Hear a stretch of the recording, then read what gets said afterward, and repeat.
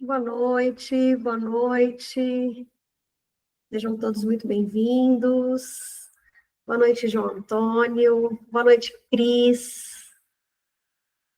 Boa noite, Laís. Tudo bem com vocês? Como vocês estão? Pessoal, eu geralmente espero um pouquinho o pessoal chegar, tá? E eu peço para vocês colocarem aqui para mim, no chat, de onde vocês são, se vocês já trabalham na área de gestão de pessoas, se vocês são líderes, né? Qual que é a função de vocês aqui, só para eu saber. Já já eu me apresento, tá bom? Laís, João Antônio, Cris, me contem de onde vocês são e o que vocês fazem. Se quiser abrir a câmera, gente, falar no microfone, é melhor ainda, viu?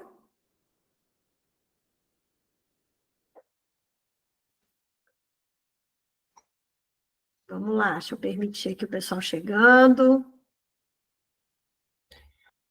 Boa noite, Flávia. Flávia está aí, ó. Estava aqui ontem, não estava, Flávia? Estava. Boa noite, tudo bem? Boa noite, tudo bem, graças a Deus. Aqueles primeiros minutos esperando o pessoal chegar. Ó, gente, façam como a Flávia, vamos abrir a câmera, vamos nos conhecer, né? Eu gosto tanto de conhecer o rosto das pessoas para eu poder saber aqueles que voltam, que estão sempre por aqui. Porque só pela bolinha do nome é difícil, né? Geralmente eu pergunto aqui de onde vocês são e qual a área de atuação de vocês. Isso facilita, na hora de falar aqui, de explicar, eu entender qual que é o público que eu estou tratando, né? Porque a gente, geralmente, quando está do lado de cá, precisa adequar a linguagem. Então, se eu estou falando com psicólogos, assim como eu sei que eu devo utilizar uma linguagem. Se eu estou falando com outro tipo de público, eu preciso adequar essa linguagem. Vamos lá, Laís, de onde você é? Graziele, Cris, João, de onde vocês são? E o que vocês fazem? Coloquem aqui para mim, por favor, ou falem no microfone assim como a Flávia, sem vergonha. Que a gente vai se conhecendo, tá? Michele, Oi, Laís. ontem eu até comentei, né? Eu sou de BH, eu Ah, ainda trabalho, né? Eu trabalho no estado, mas eu tento conciliar com a função aí, os atendimentos de psicanálise, e aham. quero muito trabalhar com atendimento às corporações, né? Com essa questão aí da NR1, talvez seja uma possibilidade. Então, para mim ainda é novidade, mas eu Uhum. quero saber mais sobre isso. Ah, muito legal. E assim, com o olhar psicanalítico, fica mais interessante ainda, porque eu gosto muito de dizer que a gente tem o trabalho prescrito, né, aquilo que está ali na carteira de trabalho, e o real do trabalho, que é o que o indivíduo vivencia, e muitas vezes fica no não dito, né, fica ali no comportamento entre as relações, fica nas relações de liderança, né, então a gente consegue, cada um com o seu olhar clínico dentro da psicologia, tem uma visão diferenciada de mundo, né, um modelo de mundo, uma forma de ver. E no ambiente de trabalho, essa parte de saúde do trabalhador, ela conversa muito com a psicanálise, né, justamente por esse lugar do silêncio, que dentro dos ambientes de trabalho é um ambiente silenciado, nem tudo a gente fala, é ou não é? Nem tudo a gente pode expor, ou pelo menos não podia, né? Agora a gente está tendo essa abertura. Janaína chegando aí, seja bem-vinda, Jana. Então, Flávia, eu acho que está sendo muito positivo, tá? Gosto muito de saber que você voltou. A Cris, a Grazi, é de Maringá. Gente, tem um monte de gente que está chegando aqui de lugares que eu já passei. Eu sou avaliadora do MEC também, eu costumo viajar o país todo. Eu já fui em Belém do Pará e outro dia mesmo eu estava em Maringá, devo voltar para o Paraná agora em novembro. E a Grazi é de lá, eu gostei muito de lá. Tem uma igreja linda em Maringá, muito interessante. Trabalha com RH, você é psicóloga, Grazi? Coloca aqui para mim. A Cris é psicóloga e pedagoga e atua também na área de RH, também é de BH, e ó, Flávia, colega sua, Cris. Não é psicóloga, Grazi? Aqui não é somente para psicólogo, viu? Hoje eu vou até explicar, e eu vou dar um foco hoje maior nos riscos psicossociais. Justamente porque eles são importantes para a gente entender como, né, a minha proposta aqui é que a gente se transforme em profissionais que sejam embaixadores da felicidade, da saúde mental corporativa, E dentro desse princípio, com essa abertura que a gente está tendo para a NR1, falar de risco psicossocial é algo muito importante para a gente dar um start nos próximos passos. A Laís é psicóloga e neuropsicóloga, está em transição de carreira de Salvador. Salvador é terra maravilhosa, um sol para cada cabeça, mas é uma energia incrível. Gosto muito, estive em Salvador aí no começo do ano. Bom, gente, tivemos aí nossos 5 minutos de espera. Hoje eu vou trazer aqui para vocês, eu vou compartilhar a minha tela, porque eu acho que vai ficar mais interessante.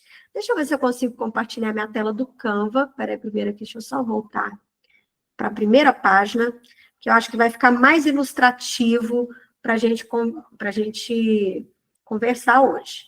Deixa eu ver assim, ó. Eu vou compartilhar a minha janela. Não, aqui. Masterclass, compartilhar.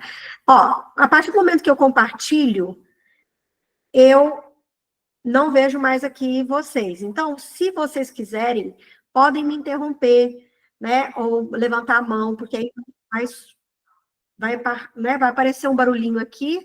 Seja bem-vinda, Patrícia. E eu vou ver o que vocês estão falando, tá? Eu preciso mudar a minha tela aqui para eu poder passar os slides, então eu deixo de ver vocês. Então, vamos combinar assim?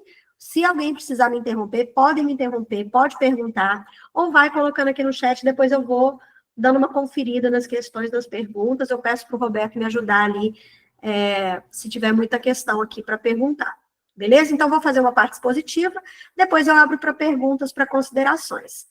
Bom, gente, nós estamos aí no mês de setembro, que é um mês onde a saúde mental, ela ganha palco muito nas empresas. Então, o que eu mais recebo agora nesse mês de setembro são convites para palestras, né? São convites para falar sobre saúde mental, sobre o mês de prevenção do suicídio. As pessoas ainda têm muito tabu com o tema saúde mental, então fala assim, olha, não fala a palavra suicídio aqui na empresa, tem que usar muito a questão de valorização da vida. Hoje mesmo eu estava numa empresa, uma grande empresa, né, até multinacional, onde o RH falava assim, não, aqui a gente não fala essa palavra, a gente fala valorização da vida, a gente até evita falar de temática que vai ali despertar algo em relação a suicídio. E aí, gente, há controvérsias, né, entre essa questão aí que eu gostaria de discutir aqui um pouquinho com vocês.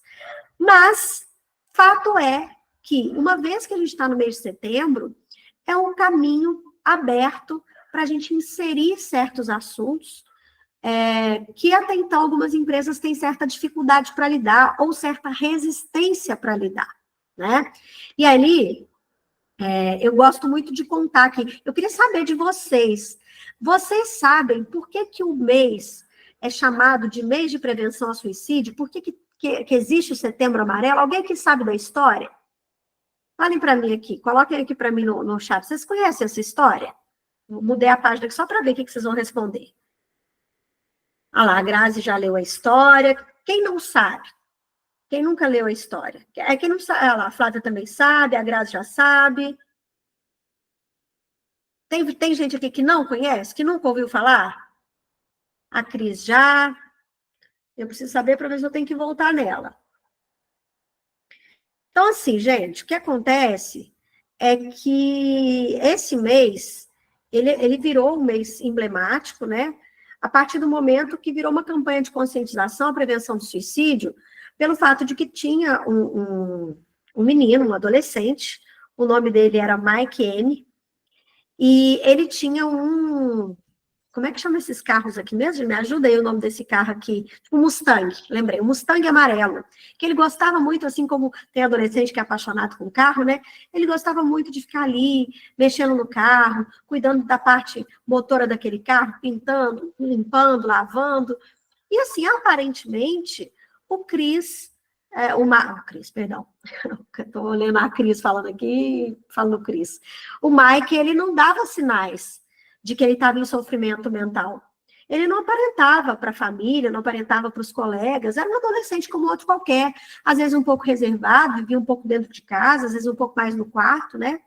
Mas, num belo dia, e aí provavelmente no mês de setembro, né?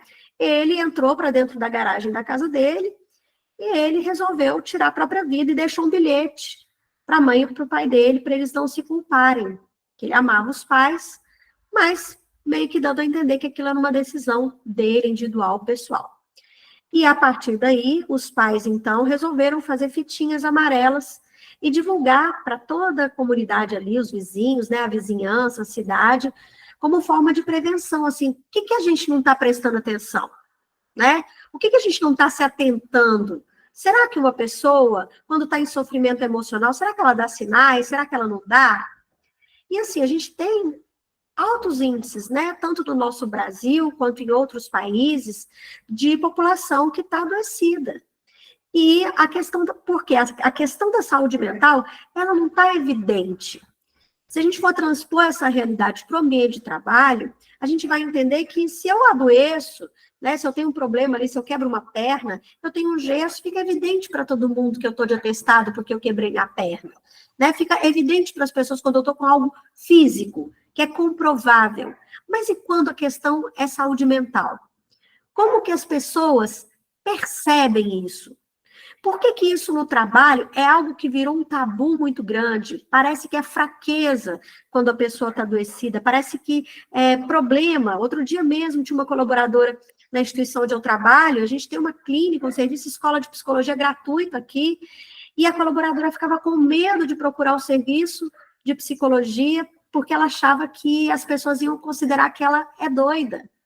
Existe, por mais que a gente ache que não, pleno século XXI, as pessoas ainda têm muita resistência de falar de sofrimento mental. Ainda é um tabu para muita gente, é demonstração na cabeça de algumas pessoas de fraqueza, né? Então, nos espaços de trabalho, deixa eu ver que tem gente querendo entrar, espera só um minutinho.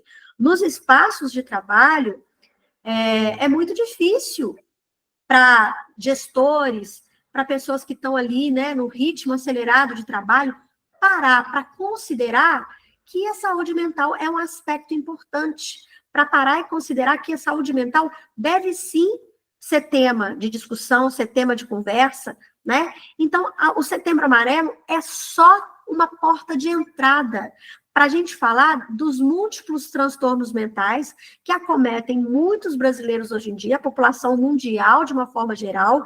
Eu não vou adentrar aqui a cada um dos tipos de transtornos mentais, né? A gente está aqui numa população, em sua maioria, de psicólogos, mas dentro de espaços de trabalho nós vamos ter que lidar com depressão, a gente vai ter que lidar com transtorno bipolar, a gente lida com esquizofrenia, a gente lida com questão de fobia, né? A gente pode lidar com as siglas que tem aí, né, recorrentes no ambiente de trabalho e na vida real de uma forma geral, nos espaços sociais, TDAH, TOC, né, transtorno de estresse pós-traumático, transtorno de ansiedade generalizada, o TOC é o transtorno obsessivo-compulsivo, o TDAH, transtorno de déficit de atenção e hiperatividade, que hoje em dia está em alta, né? Então, assim, esses transtornos, esses adoecimentos, é claro, alguns têm base genética muito forte. A gente sabe disso.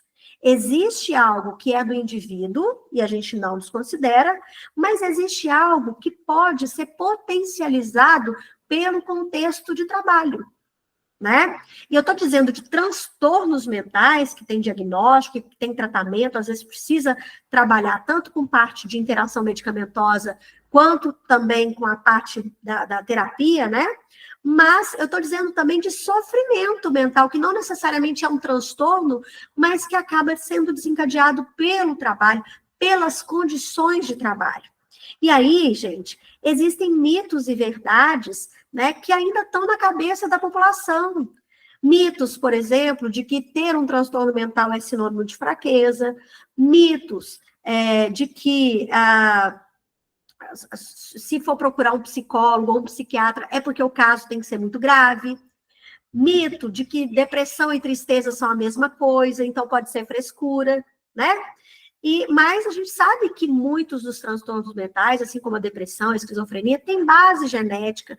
E a gente sabe também que o espaço de trabalho, estudos foram comprovando ao longo dos anos, que o ambiente de trabalho, ele pode ser um fator que desencadeia.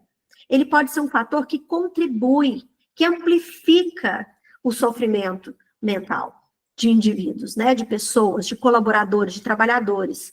E aí, gente, a gente não deve restringir as ações voltadas para a saúde mental, voltadas para a qualidade de vida, apenas no mês de setembro.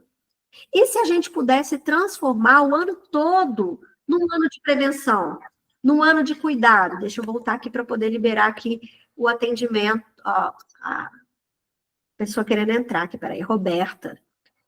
Sejam bem-vindos. Ô, gente, ó, crise de ansiedade com frequência onde trabalha, a Grazi está dizendo aqui. Depois você me conta melhor aqui um pouco, Grazi. O pessoal pede afastamento por crise de ansiedade? Tem gente pedindo afastamento? Eu vou trazer dados para vocês aqui importantes, muito interessantes. Mas a pergunta que eu faço de novo, e se a gente pudesse trabalhar dentro dos espaços de trabalho com o ano todo de prevenção, não quando a coisa está num ponto que já não tem mais volta, né? Que não tem mais retrocesso. Deixa eu acrescentar aqui a Maria dos Santos. Então, a gente pode, sim, nós, tanto na área de RH, como líderes, como profissionais da área de gestão de pessoas, nós somos o elemento-chave para introduzir essa temática, para introduzir o assunto dentro das empresas. Então, a minha proposta aqui é que nós possamos ser embaixadores, quem sabe, né? Vou usar a palavra do embaixador lá do Gustavo Lima, porque eu acho que é uma palavra forte, é uma palavra potente, né, de organizações saudáveis. Eu acho que nós podemos ser agentes transformadores. Só que a gente muda os ambientes de trabalho do dia para a noite? Não. A gente precisa trabalhar com letramento sobre um determinado tema, quando esse tema ele não está muito palpável, quando é um tema pouco explorado, quando é um tema envolto em tabus, quando é um tema que as pessoas têm dificuldade para falar, né, para dialogar, para dar abertura, e a gente sabe que tem resistência. A gente entende que não é uma coisa fácil para quem está ali na gestão compreender que investir em saúde mental reverte em benefício para a própria organização. Então, a gente tem agora uma normativa, e eu acredito que é por isso que a maioria de vocês estejam aqui hoje, que é a NR1. A NR1 é novidade, gente? Não, a NR1 ela existe desde a década de 70. Certo?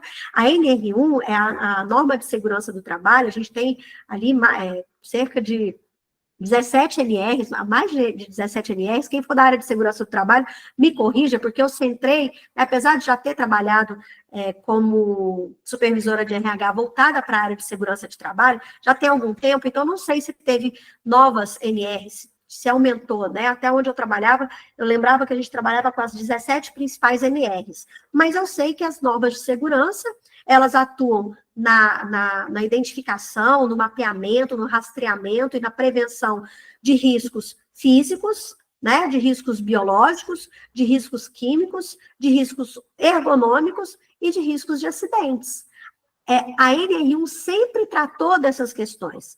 E os riscos psicossociais, apesar de aparecerem principalmente na NR17, eles ficavam ali como uma coisa assim, é importante que a empresa se atente para isso, mas não tinha uma obrigatoriedade, não estava tão evidente quais eram as ações que as empresas precisavam ter. E aí, em 2024, não, peraí, vamos pegar essa NR, vamos reformular ela e vamos deixar explícito que as empresas, a partir de agora, elas precisam se adequar ao entendimento do que são os riscos psicossociais, elas fazerem o levantamento desses riscos psicossociais, e elas vão levantar quais os riscos existentes, vão diagnosticar, né, qual o nível de gravidade, o índice de gravidade desses riscos, e a partir daí elas vão tratar esses riscos psicossociais, mas não em ações isoladas. Isso vai ter que ser feito de maneira constante e recorrente, e todas as empresas precisam se adequar, e todos os colaboradores, da alta gerência ao chão de fábrica. Então, a ideia inicial era que em maio de 2025, todas as empresas já pudessem ter começado, ter iniciado aí o gerenciamento de riscos psicossociais. Porém, isso trouxe tanta dúvida entre os empresários, né, entre pessoas da área de segurança do trabalho, entre profissionais da área de RH, que as empresas resolveram se juntar, acionaram o Ministério do Trabalho e conseguiram uma prorrogação desse prazo. Então, agora, as empresas têm até maio de 2026, se eu não me engano, 26 de maio de 2026, para que elas possam estar totalmente adequadas aos riscos psicossociais. Então, o que as empresas têm feito ultimamente? Elas têm começado com algumas palestras de conscientização, com algumas palestras de entendimento do que são os riscos psicossociais, e elas já têm buscado por profissionais que consigam oferecer esse trabalho. Deixa eu atender aqui mais alguém que está querendo entrar. Helenice. Bem-vinda, Helenice. Tem 38, né, Jana? A Jana colocou aqui que tem 38. Deixa eu parar. De tempo em tempo, gente, eu vou parar para poder dar uma olhada no que vocês estão dizendo aqui, ó. A Grazi diz que o pessoal lá no trabalho dela está com crise de ansiedade com frequência. Não chega a se afastar, mas apresenta o atestado. E acontece de precisarmos socorrer, tentar acalmar, tentar amenizar, tentar utilizar de algumas técnicas, eu acredito, né? A Jana está dizendo que são 38 NRs. Obrigada, Jana. Enfim, mas tá vendo? As NRs, elas eram focadas nos riscos que, dependendo do grau de risco das empresas, né, a gente tem até os mapas para poder entender se tem que usar equipamento de proteção de segurança, se tem que usar tanto equipamento individual quanto equipamento coletivo, e os riscos psicossociais, né, eles até então eram negligenciados, porque eram temas negligenciados. E a partir de então, não, peraí, vamos tratar disso daqui. Vamos trazer os riscos psicossociais para o centro da discussão e vamos entender de que maneira que a gente pode não só identificar esses riscos do ambiente de trabalho, mas principalmente mapeá-los de maneira a entender qual que é o grau de perigo que eles apresentam naquele contexto e como que a gente pode fazer para mitigar os riscos, porque às vezes a gente não consegue eliminar de todo daquele ambiente de trabalho, né? Mas a gente consegue, como é que a gente pode diminuir essa tendência? Como é que a gente pode trabalhar para que as pessoas não adoeçam nesse espaço? Como que a gente pode mitigar, né? E aí é o que abre espaço de trabalho, principalmente para profissionais da área da saúde. É restrito a isso? Vou explicar já já. Não, mas eu acredito que quem é da psicólogo, quem trabalha aí com a parte pedagógica, né, quem trabalha aí com a parte de recursos humanos, de segurança do trabalho, tem mais oportunidade ou tem mais conhecimento, já começa com uma base forte para lidar com a questão dos riscos psicossociais. Então, gente, a pergunta que começa aí para a gente nessa live é quem cuida de você enquanto você cuida dos outros, né? Ou seja, profissionais da área da segurança do trabalho, profissionais de recursos humanos, profissionais aí de empresas que lidam com a área da saúde, né? Sempre tem aquela máxima, em casa de ferreiro, o espeto é de pau. E geralmente espaços de trabalho, ambientes de trabalho, que lidam com muitas pessoas, e aí eu falo tanto espaços públicos de trabalho quanto ambientes privados de trabalho, são os ambientes que às vezes mais são afetados pelos riscos psicossociais, né? Hospitais, escolas, professores, pessoal da área de segurança, polícias militares, bombeiros, né? Quem trabalha em ambiente de prefeitura. Então, a gente tem aqui dados que eu sempre trago para vocês. De forma global, de acordo aí com a Organização Mundial de Saúde, são mais de 12 bilhões de dólares de dias de trabalho perdidos por ano. Quase 1 trilhão é o custo anual para a economia global com adoecimento mental, com afastamento por adoecimento mental. Isso reverte em mais absenteísmo, que é falta, aumento de rotatividade e perda, óbvio, de produtividade, perda econômica para as empresas. Eu tenho sempre batido nessa tecla. A gente precisa respaldar as nossas ações com quanto prejuízo as empresas têm por não cuidar da saúde mental, por não cuidar do bem-estar, certo? E aí, gente, esse aqui é um gráfico do Ministério da Previdência Social. Eu trouxe nas outras lives, mas agora eu estou evidenciando no gráfico. Afastamentos por saúde mental entre 2014 a 2024, ano passado, ainda não temos dados de 2025. Mas dá uma olhadinha nesse último momento aqui, ó. Eu não sei se vocês conseguem visualizar meu mouse, mas aqui, ó, de 2023 para 2024, olha o salto que deu no número de afastamentos por saúde mental no Ministério da Previdência Social, 68%. Então, quando vocês trazem os relatos aqui para mim, né, como acabaram de dizer, olha, tem muita gente com ansiedade no meu ambiente de trabalho, eles não afastam, mas pegam atestados. Um atestado é um afastamento, ele não é de muito tempo, mas você não está no ambiente de trabalho, você não está produzindo. Que seja um dia que você está afastado, é um dia de perda de produtividade. O que as empresas visam? Não é o lucro? Então, se você não tem um colaborador a menos ali no espaço de trabalho, você está perdendo a produtividade daquele colaborador. E isso é importante. Né? No final do montante da coisa toda, a gente percebe que o prejuízo é gigantesco. Né? Então, quando a gente fala em saúde do trabalho, saúde mental no trabalho, a gente começa pelo próprio conceito de saúde. Saúde não é ausência de doenças. Saúde é o completo bem-estar biopsicossocial. Então, você tem que estar bem biologicamente, fisicamente, bem mentalmente e bem nas suas relações. Só assim eu consigo falar em saúde mental no trabalho.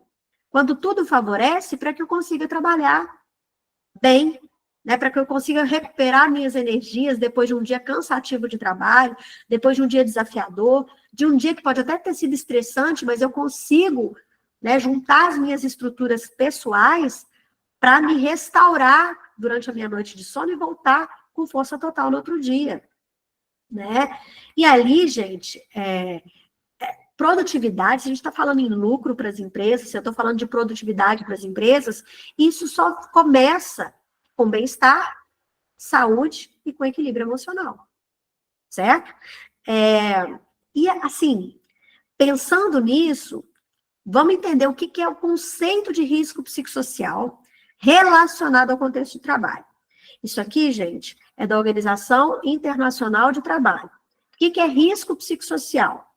São as interações entre e no ambiente de trabalho, ao conteúdo do trabalho, as condições organizacionais e as capacidades, necessidades, condições pessoais que podem, por meio de percepções e experiências, influenciar a saúde, a experiência e a percepção dos trabalhadores. Na verdade, isso não é risco, né? O que são os fatores psicossociais? Então, está na organização do trabalho, está nas relações interpessoais, na divisão, né, do trabalho, na forma como o trabalho é gerido, né? E também nas condições que lhes são apresentadas, naquele contexto em especial, certo? E os fatores de proteção? Se a gente tem fator psicossocial, está tudo relacional, é tudo nas relações, é tudo no ambiente, é tudo no contexto e na forma como cada um lida com o seu próprio trabalho. Isso é fator psicossocial. E eu tenho, óbvio, para cada fator psicossocial, eu tenho um fator de proteção psicossocial. Ou seja, é algo que me favorece uma interação. É algo que me traz confiança, segurança psicológica, ou seja, ter um ambiente psicológico seguro. É algo que me favorece um tratamento de respeito, de justiça, que me favorece ter resiliência, ou seja, passar por adversidades e voltar com força total. Me favorece ter mais engajamento com o meu time, com a minha equipe, no meu trabalho, que favorece a aprendizagem compartilhada, que favorece construções saudáveis, relacionamentos saudáveis. Tudo isso me ajuda a proteger psicossocialmente, né? A me proteger, inclusive, mentalmente. Então, dentro do nosso trabalho como consultores, né, ou como profissionais da área de saúde e segurança, ou como psicólogos, tudo começa com a análise das condições de trabalho. Por isso que eu sempre falo que tudo começa com diagnóstico. Então, a gente precisa diagnosticar, a gente precisa considerar e entender como que se dá o ambiente de trabalho, né? E ali, no caso específico de risco psicossocial, eu estou excluindo, mas estou considerando também, porque isso faz parte, a como que esse ambiente de trabalho é organizado, incluindo ali seus agentes biológicos, químicos, físicos, ergonômicos, para a gente compreender como é que os riscos psicossociais se inserem nesse contexto, né? Eu preciso entender as condições das tarefas, o nível de exigência, de esforço, qual que é a qualificação, né? Se são trabalhos que estão bem organizados de acordo com a capacidade que os indivíduos têm para executar aquelas tarefas. Eu preciso entender quais são as condições daquele grupo de trabalho e as condições oferecidas pela própria organização. E também, dentro disso tudo, entender que tipo de liderança é exercida naquele contexto, naquele ambiente, né? Naquela organização. Então, exemplos claros de riscos psicossociais. Sobrecarga e pressão constantes. Ou seja, no caso de um hospital, muito paciente, ou pouco recurso, pouco tempo para entregar as coisas, urgências, erros que, dependendo do ambiente de trabalho, não podem acontecer de jeito nenhum, né? Altas demandas da chefia, microgerenciamento, tudo isso tem a ver com sobrecarga. Conflitos interpessoais, ambiente com discussão, com fofoca, com falta de trabalho em equipe, né? Com assédio, né? Que no caso a gente já vai considerar como uma violência no ambiente de trabalho, ambiente que favorece a agressão, às vezes verbal, né? Não precisa nem ser física. Ambiente onde as pessoas se tratam mal.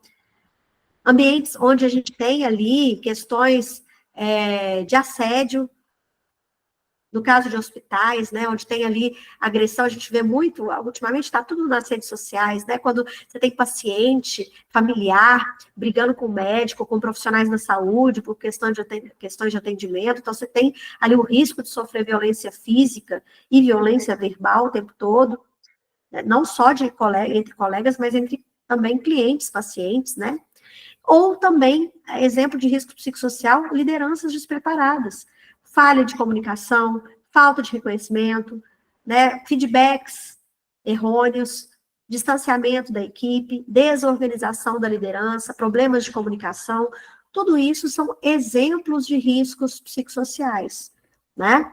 Então, assim, tudo isso, gente, representa um perigo e um risco. Então, o perigo é a condição ou uma situação que tem o potencial de causar danos. Então, quer dizer, o risco de você, que trabalha com agulha, perfurar ali, né, a sua carne, e de repente trazer ali alguma infecção, é um risco. Como que a gente faz para mitigar esse risco? Usa luva, né? Então, a gente tem um risco, que é uma condição ou uma situação que tem potencial de causar dano, e a gente tem um risco que é a probabilidade de que esse dano de fato ocorra, dependendo do seu nível de exposição a esse risco e das medidas de controle. Então, eu tenho EPI, no caso de questões físicas.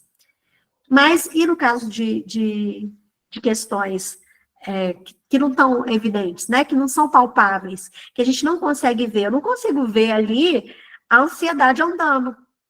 Eu não consigo pegar a ansiedade aqui. Não consigo usar o EPI para me proteger de ansiedade.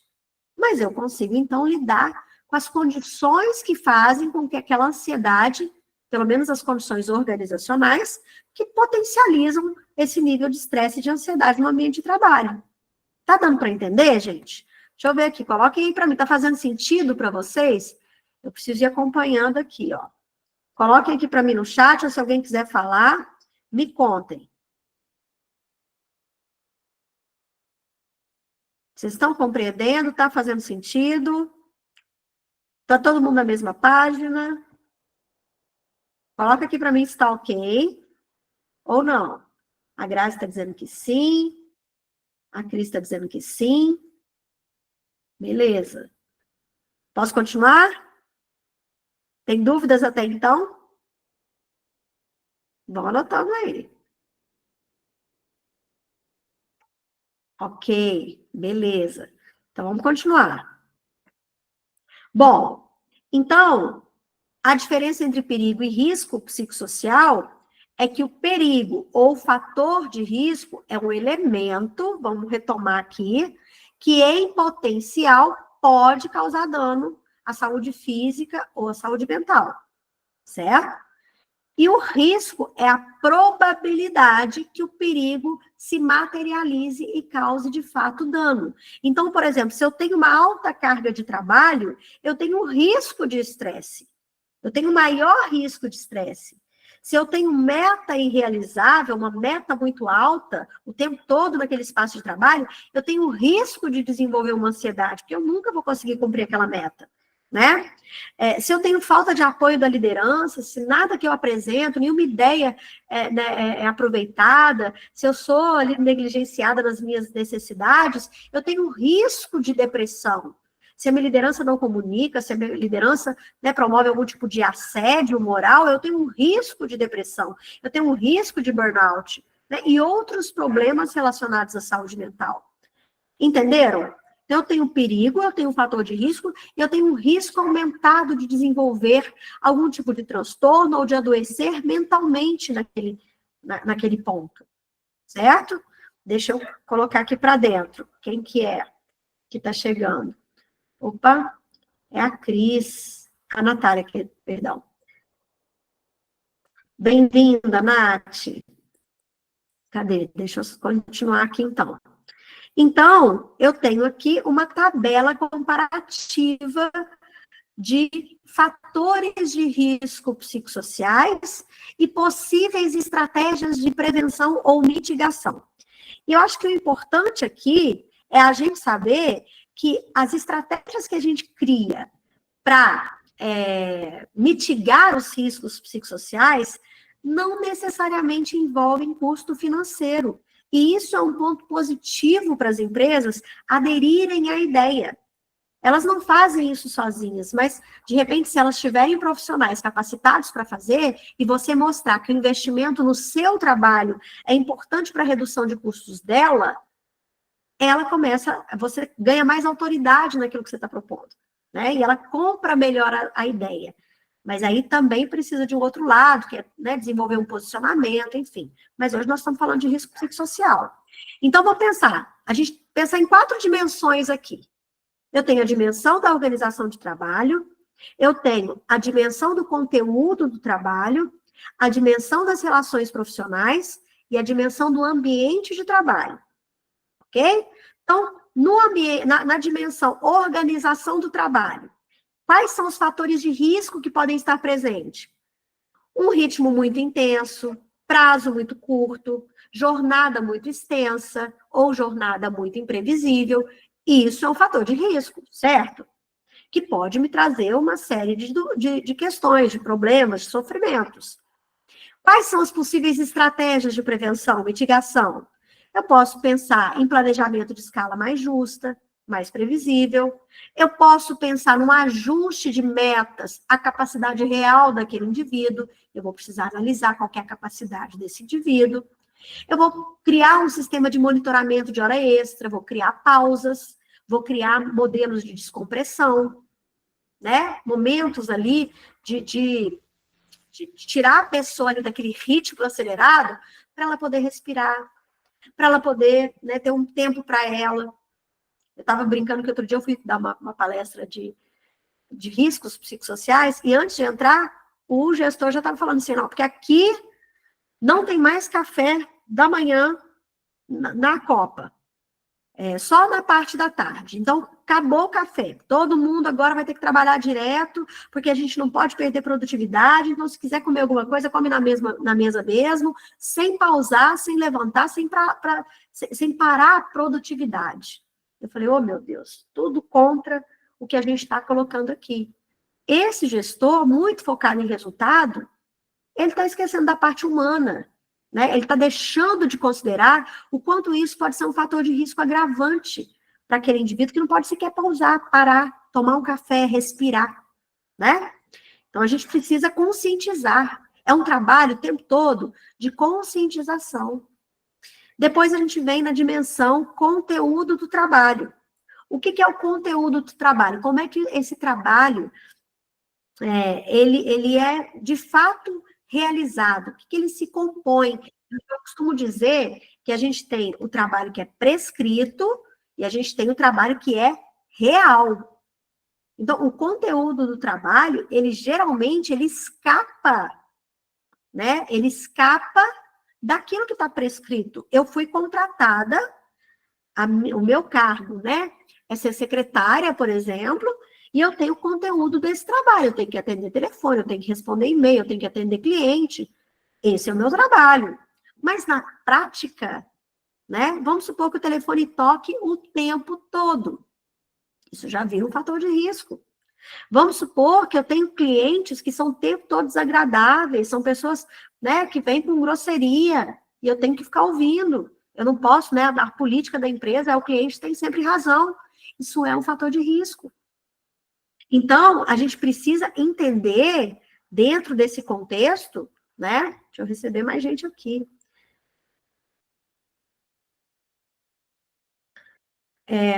Posso compartilhar, Nath, posso compartilhar com vocês, sim. O que eu vou pedir para vocês, viu? Depois, no final da nossa live, deixa eu parar aqui um pouquinho para ver o que vocês estão colocando.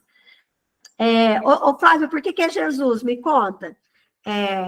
Deixa eu contar para vocês uma coisa. No final da nossa live, eu peço pro Roberto, né, colocar um link aqui para vocês, aí vocês respondem lá, é uma pesquisa para eu conhecer um pouco mais de você. O corte do café, né? Exatamente, desse jeito. Eu falei exatamente essa palavra, Jesus Cristo. Como que eu vou fazer agora, né? Com essa informação. Mas, enfim, né, a gente vai ali contornando. É uma coisa que eu gosto muito de dizer, né? Bater de frente com essa mentalidade é a pior estratégia, gente. A gente tem que ir comendo pelas beiradas. A gente tem que ir educando essas lideranças e educando as pessoas para uma mudança de mentalidade. E aí eles mesmos vão se dando conta de que essas estratégias são contraproducentes, né? De que aquilo não funciona mais, desse modelo de trabalho que a gente espera, isso não funciona mais. Então, eu vou mandar depois para vocês, né? De presente, essa tabela comparativa, essas possibilidades aqui, mas isso são algumas possibilidades, né? Ela não abarca tudo, mas dá para a gente ampliar a mentalidade. Viu, gente? Então, deixa eu ver mais o que vocês estão colocando aqui. Tá, é isso. Vão colocando aqui, depois de vez em quando eu vou parando para poder avaliar o que vocês estão dizendo e para a gente responder algumas questões, tá? Depois, quero participação de vocês com câmera aberta e falas aqui, tá? E se está fazendo sentido, vai me dizendo aí se está fazendo sentido. E me contem quem são vocês, de onde que vocês falam, se vocês são da área, se vocês são psicólogos, se vocês são gestores, se vocês são líderes, enfim, tá? Bom, voltando. Então, eu estava lá no conteúdo do trabalho, né? Então, o que a gente pode fazer quando eu tenho complexidade excessiva, sem recurso, ou seja, o trabalho é muito complexo, a empresa não me dá recurso, não me dá subsídio, não me dá autonomia.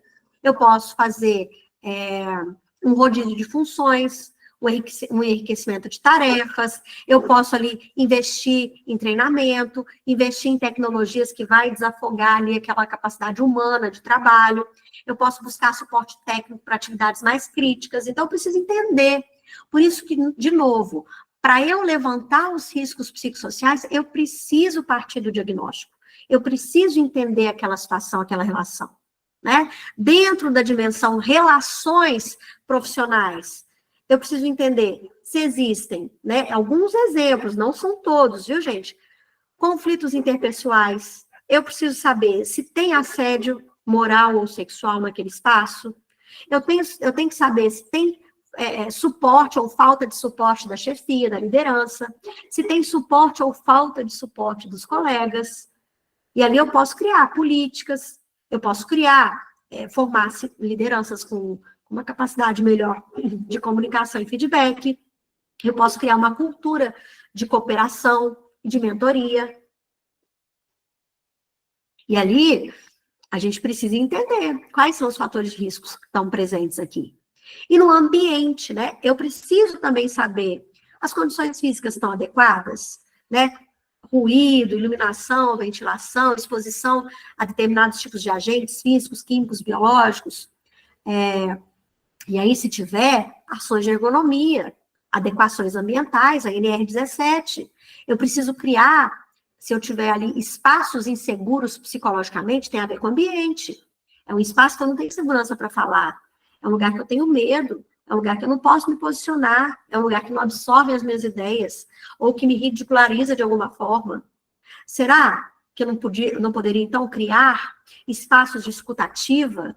Será que eu não posso criar uma segurança psicológica mais tangível aqui nesse espaço? Criar e desenvolver pesquisas de clima, indicadores de bem-estar? Então, eu tenho aqui, né, tanto exemplos de fatores de risco, quanto possíveis estratégias de prevenção e mitigação. São apenas algumas para vocês, né, para vocês entenderem como que isso se dá no espaço de trabalho. E aí, quais são os impactos, né? Todos esses perigos, fatores de risco, os impactos podem ser, na maioria das vezes, transtorno mental. Começa com sofrimento mental, mas um sofrimento mental negligenciado pode vir a se transformar em transtorno mental. Algumas pessoas, principalmente as mais suscetíveis, elas tendem a desenvolver um transtorno mental em maior grau que pessoas menos suscetíveis. Mas um espaço ruim, um espaço negativo, um espaço tóxico de se trabalhar, é um espaço que vai potencializar esse sofrimento, né? Então, gente, os tipos de intervenção que a gente pode trabalhar são 3. É o tipo de intervenção que chama de primária, secundária e terciária. A intervenção primária, elas são protetoras ou protetivas, né? Ou seja, elas vão potencializar os fatores de proteção que, às vezes, a própria instituição, organização, empresa já tem. Isso vai ajudar, né, a proteger desses riscos. Então, a gente precisa diagnosticar justamente, ó, aqui eu consigo trabalhar primariamente em prevenção e atividade profilática.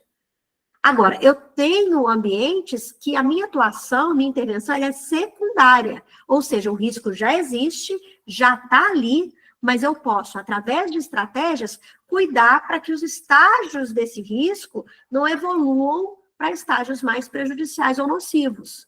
E eu tenho uma atuação terciária, que é aquela de, agora tem que apagar o fogo, a coisa já está instalada, eu preciso remediar, né? Ou seja, eu preciso recuperar, porque o dano já foi instalado ali, certo? A nossa ideia, enquanto NR1, a ideia da NR1 é a gente trabalhar no nível de intervenção primária, para não deixar chegar no ponto onde o dano já foi instalado, né? A gente precisa trabalhar aqui com a prevenção. Nosso foco aqui é na prevenção sempre, né? Evitar que a coisa desande, e aí o trabalho é super importante. Então, gente, por que a NR1 é tão importante? Primeiro, porque ela trouxe visibilidade aí à saúde mental. Isso deixa de ser um tabu para virar centro de discussão, palco de discussão das empresas. Quer elas gostem, quer não, agora é lei, precisa ser falado. Isso precisa ser tratado. E passa a ser uma responsabilidade partilhada. Todos são corresponsáveis pelo gerenciamento dos riscos psicossociais. Então, a gente cria comitês, a gente cria grupos de trabalho, né? A gente trabalha com setores interdisciplinares, multidisciplinares. Para quê? Para a gente conseguir criar uma segurança psicológica e transformar a equipe de trabalho, as pessoas naquele ambiente de trabalho, em pessoas não só mais empáticas, mas também em pessoas mais resilientes. Então, a gente cria uma certa resiliência, uma empatia, o ambiente fica melhor de se trabalhar, né? Então, a gente precisa identificar os riscos, mapear, avaliar e elaborar um programa preventivo de gerenciamento de risco psicossocial, e a gente precisa trabalhar a nível de conscientização, todos os níveis da empresa, acompanhando e monitorando os impactos do PGR. O PGR é o Programa de Gerenciamento de Riscos, que geralmente vai ter ali 12 meses de ações em relação à saúde mental, tá? Então, tem trabalho para o ano inteiro nas empresas. E quem é que pode fazer, né? A grande dúvida das pessoas, meus alunos lá no curso de psicologia, olha, isso eu me apresentei, né, gente? Vou deixar para me apresentar no final, para quem chegou depois, tá? Mas quem é que pode, então, fazer a avaliação dos riscos psicossociais? Bom, a NR1, a norma, ela não obriga, tá? Principalmente quem é psicólogo aí, sinto informar, viu, gente? A ANR não obriga a contratação de psicólogo ou nenhum tipo de profissional específico, tá? Para poder fazer a avaliação dos riscos, tá? E nem profissional fixo nas empresas. Mas as empresas, elas podem contratar especialistas ou consultores para auxiliar nessa identificação, na avaliação dos riscos e também para a identificação de casos mais complexos. E aí que entra, né, uma possibilidade de carreira para quem não está na área, para quem está pensando aí em voltar o olhar mais para as organizações, é a possibilidade de você, que está ali, né, mais munido de ferramentas e desse olhar humano, de você entrar nessa área e você conseguir trabalhar com essas mudanças, ok? A gente tem aí, então, o início da exigência legal, que é a partir de 26 de maio de 2026, então, as empresas vão ter até essa data para se adequar. E agora, né, nós estamos aqui em setembro, né, é o momento onde elas começam, então, a começar a tatear, assim, tá, quem que a gente vai buscar, quem que a gente vai procurar para poder fazer esse trabalho, certo? Então, o que que cabe às empresas? Cabe às empresas, exigência das empresas, fazer o gerenciamento, o programa de gerenciamento de riscos psicossociais. E cabe aos gestores e aos líderes fazer com que esse assunto, essa pauta, se torne, então, uma pauta estratégica dentro das empresas, né? Cabe a cada gestor, cabe a cada liderança, a cada profissional de recursos humanos, e nós que estamos aqui, né, que estamos aqui trabalhando como consultores dessa área, cabe a gente também conscientizar e levar informação relevante e confiável para essas empresas. E aí, gente, eu trago um plus, né? E se a gente conseguisse pensar, para além da saúde mental, numa cultura de felicidade, numa cultura que eu chamo de felicidade interna bruta, né? Esse conceito, então, o FIB, Felicidade Interna Bruta, ela vem como um contraponto ao PIB, Produto Interno Bruto, ou seja, de nada adianta uma empresa gerar lucro, ser rica, né, em detrimento da saúde mental dos seus colaboradores.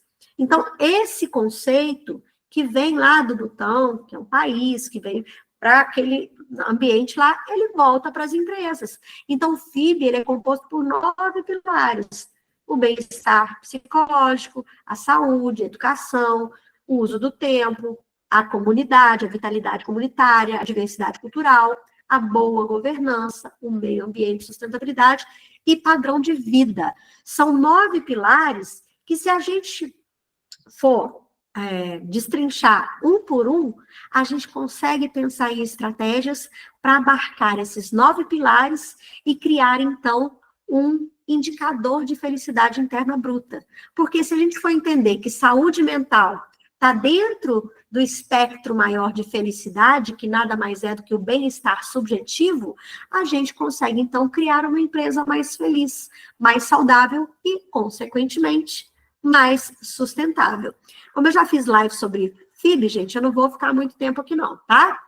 Então, a gente, como consultores, a nossa meta é trabalhar com pequenas ações hoje para grandes transformações amanhã. Porque a gente sabe, quem está aí no ambiente de trabalho, a gente sabe que não é do dia para a noite que a gente vai mudar as mentalidades. Então, a gente precisa começar com ações que gastam um pouco em investimento, que as empresas podem olhar, né, com um olhar um pouco mais aberto, para que, enfim, a gente vá ganhando mais terreno para que, de fato, se invista financeiramente em ações maiores, em algo mais efetivo. Então, ontem eu estava dizendo que aqui no Brasil a gente já tem algumas empresas com iniciativa, inclusive com o cargo de CHO, que é o consultor, que é o diretor de saúde, o diretor de felicidade corporativa, né? É o Chief Happiness Officer. Não tem o CEO? Aqui é o CHO, que é esse diretor de felicidade corporativa. E as empresas pagam bem por isso, né? Que pode esse CHO pode ser tanto um business partner dentro dessa área de felicidade, como ele pode ser um funcionário contratado ou um consultor para essa linha de felicidade corporativa. Então, o Chili Beans já está nessa linha, o grupo Heineken já está nessa linha, tem um grupo da indústria farmacêutica que me escapou o nome agora, também já está nessa linha. Então, assim, a gente já tem iniciativas que estão conseguindo mensurar a felicidade interna bruta e mostrar o quanto isso impacta positivamente nos resultados e na diminuição do absenteísmo e da rotatividade. Ou seja, felicidade, gente, é pauta estratégica também das empresas. A gente está saudável, numa organização saudável, é um requisito, a gente chama de imperioso, né, para produtividade também, para sustentabilidade das empresas, viu, gente? Desculpa. Tudo bem? Oi, me conta, de onde você é, Jana? Eu sou de Jundiaí. Jundiaí. Isso. E aí, há quanto tempo você já trabalha nessa área? Não, de RH eu trabalho desde 2009. Certo. Como funcionária? Sou coordenadora de RH. Uhum. E qual que é o ramo da sua empresa? É de sorvete, é alimentícia. Faz sorvete. Que bacana. E aí você, me conta uma coisa, dentro da área de felicidade, né, no ambiente de trabalho, como aí, é diretora de felicidade, como é que é o seu cargo? Me conta. Não, eu sou como coordenadora mesmo, mas eu tenho a formação de Uhum. gestor da felicidade, né? Eu E fiz a você, formação e fiz business partner também pela FGV. que Tenho as duas bacana. formações. Excelente formação. A Fundação Getúlio Vargas é uma empresa, né, um centro educacional de muito renome, muito respaldo. E a minha pergunta é, você já conseguiu aplicar alguma coisa desses conhecimentos aí na empresa que você trabalha? Eu estou tentando. É que é uma empresa pequena e eles são bem resistentes à mudança, viu? Mas Entendi. agora com a NR1 eu estou tentando mostrar, né?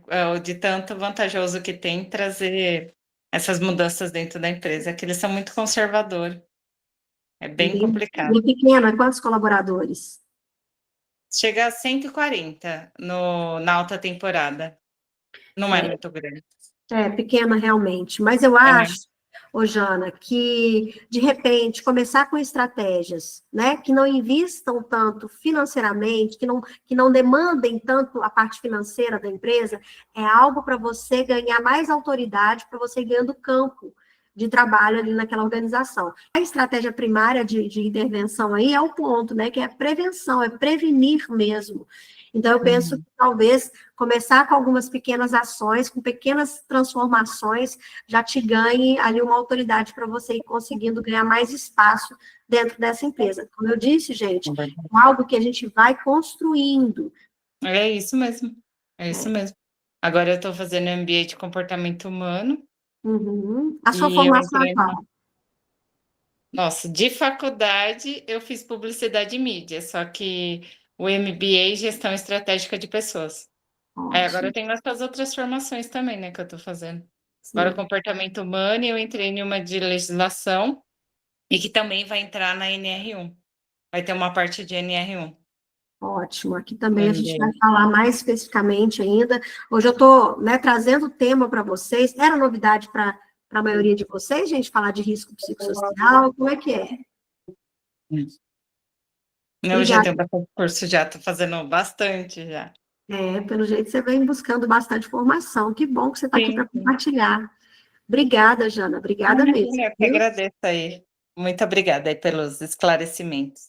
Tá certo. Deixa eu ver aqui o que vocês estão falando. Ó, o terapeuta pode ajudar na NR1 com as empresas? Noeli, o terapeuta pode ser um consultor, né? Um consultor externo para fazer um programa de gerenciamento de riscos psicossociais, com base no levantamento desses riscos, na identificação do risco, né? Do nível de gravidade desse risco, e no programa, na elaboração do PGR, que é o Programa de Gerenciamento de Riscos Psicossociais. Então, sim, vocês podem trabalhar com isso.